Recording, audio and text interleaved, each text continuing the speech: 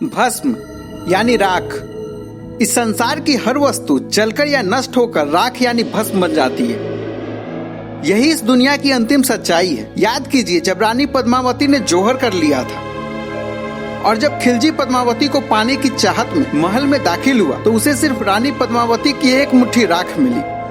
तब उसे ज्ञात हुआ कि यह राख ही इस दुनिया का अंतिम सत्य है। दोस्तों, जब भी अंतिम सत्य की बात आती है तो उस सत्य के साथ जो नाम जुड़ता है वो है कालों के काल महाकाल का, यानी भगवान शिव, जिनके हाथों में सृष्टि के विध्वंस की जिम्मेदारी, विध्वंस के बाद बची भस्म जिनका कहना है। चलिए आज के वीडियो में जानते हैं भस्म के बाकी पहलुओं के बारे में और भगवान शिव तथा उनके भक्त अघोरी, नागा साधुओं और तांत्रिकों से यह कैसे जुड़ी। तो वीडियो के साथ अंत तक बने रहिए। दोस्तों, भगवान शिव जितने सरल देव हैं, वो उतने ही रहस्यमयी भी है। उनका रहन सहन, आवास गण आदि सभी देवताओं से एकदम अलग है। शास्त्रों में एक ओर जहाँ सभी देवी देवताओं को सुंदर वस्त्र और आभूषणों से सुसज्जित बताया गया है, वहीं दूसरी ओर भगवान शिव का रूप निराला ही बताया गया है।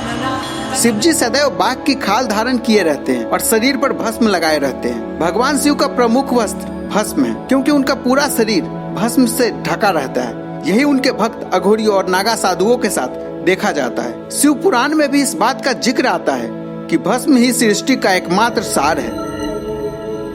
एक दिन संपूर्ण सृष्टि इसी राख के रूप में परिवर्तित हो जाएगी। ऐसा माना जाता है कि चारों युग के बाद इस सृष्टि का विनाश हो जाता है और पुनः सृष्टि की रचना ब्रह्मा जी द्वारा की जाती है। यह प्रक्रिया बिना रुके चलती रहती है। इस सृष्टि का सार भस्म यानी राख को शिव जी सदैव धारण किए रहते हैं। इसका यही अर्थ है कि एक दिन यह संपूर्ण सृष्टि शिव में विलीन हो जाएगी। धार्मिक मान्यता के अनुसार भगवान शिव को काल या मृत्यु का स्वामी माना गया है। इसी वजह से शव से शिव नाम बना। महादेव के मुताबिक शरीर नश्वर है और इसे एक दिन भस्म की तरह राख हो जाना है। और शिव के अलावा किसी का भी काल पर नियंत्रण नहीं है। भगवान शिव को पवित्र भस्म लगाया जाता है, जो भस्म लगाए हुए ध्यान करते हुए दिखाई देते हैं। भगवान शिव के तन पर भस्म रमाने का एक रहस्य यह भी है कि राख विरक्ति का प्रतीक है। भगवान शिव चूंकि बहुत ही लौकिक देव लगते हैं, कथाओं के माध्यम से उनका रहन सहन एक आम सन्यासी सा लगता है, एक ऐसे ऋषि सा जो गृहस्थी का पालन करते हुए मोह माया से विरक्त रहते हैं और संदेश देते हैं कि अंतकाल सब कुछ राख हो जाना है। इसका एक रहस्य और है, चूंकि भगवान शिव को विनाशक भी माना जाता है। ब्रह्मा जहाँ सृष्टि की निर्माण करते हैं तो विष्णु पालन पोषण, लेकिन जब सृष्टि में नकारात्मकता बढ़ जाती है तो भगवान शिव सृष्टि का नाश कर डालते हैं।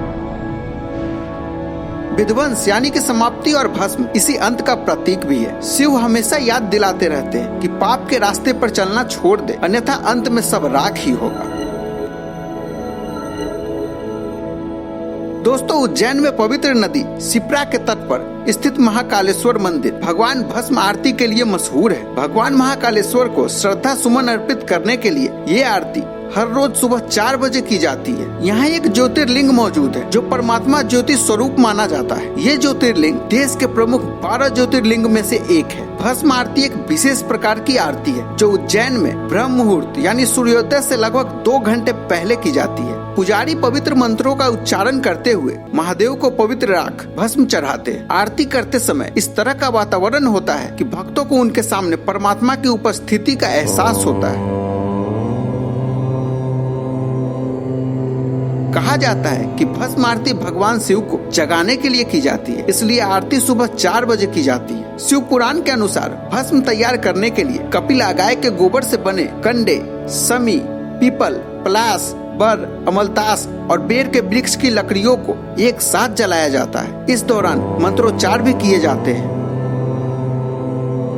इन चीजों को जलाने पर जो भस्म प्राप्त होती है उसे कपड़े से छान लिया जाता है। इस प्रकार तैयार की गई भस्म शिव जी को अर्पित की जाती है। ऐसी मान्यता है कि सालों पहले शमशान के भस्म से आरती होती थी, लेकिन अब कंडे के बने भस्म से आरती श्रृंगार किया जाता है। नियम के अनुसार भस्म आरती को महिलाएं नहीं देख सकती, इसलिए कुछ समय के लिए उन्हें घूंघट करना पड़ता है। आरती के दौरान पुजारी एक वस्त्र धोती में होते हैं। इस आरती में अन्य वस्त्रों को धारण करने का नियम नहीं है। ऐसा माना जाता है कि इस प्रकार तैयार की गई भस्म को यदि कोई इंसान भी धारण करता है तो वह सभी सुख सुविधाएं प्राप्त करता है। शिव पुराण के अनुसार ऐसी भस्म धारण करने से व्यक्ति का आकर्षण बढ़ता है, समाज में मान सम्मान प्राप्त होता है। मान्यता है कि जिस प्रकार भस्म यानी राख से कई प्रकार की वस्तुएं शुद्ध और साफ की जाती है, ठीक उसी प्रकार यदि हम भी शिव जी को अर्पित की गई भस्म का तिलक लगाएंगे तो अक्षय पुण्य की प्राप्ति होगी और कई जन्मों के पापों से मुक्ति मिल जाएगी। महाकालेश्वर में होने वाले भस्म आरती के पीछे कुछ पौराणिक कथाएं भी मिलती है। एक पौराणिक कथा के अनुसार ऐसा कहा जाता है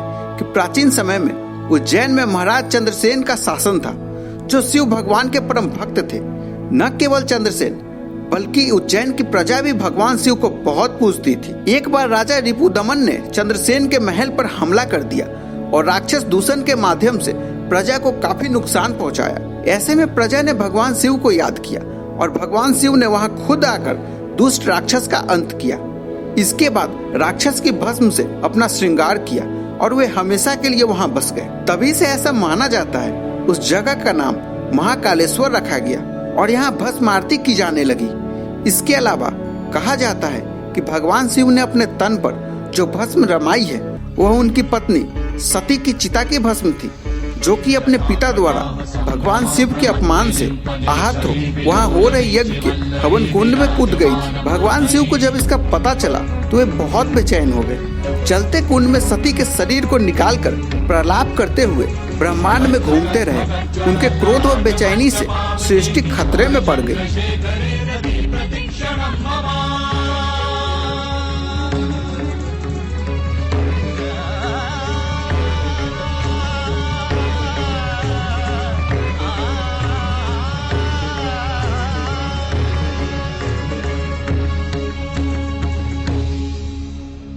शिव शिव शिवम शिवम शिवम हस्त डमरू वाजे नाद नवल सृष्टि साजे धिग धिग तक धिग धिग तक धिग धिग धिग धिग धिग धिग धिग धिग धिग धा धिग धिग धिग धा धिग धिग तक धिग धिग धिग धा। शिव शंभो कर। दोस्तों, आज के वीडियो में इतना ही। आपको यह वीडियो कैसी लगी हमें कमेंट करके जरूर बताएं। जय महाकाल।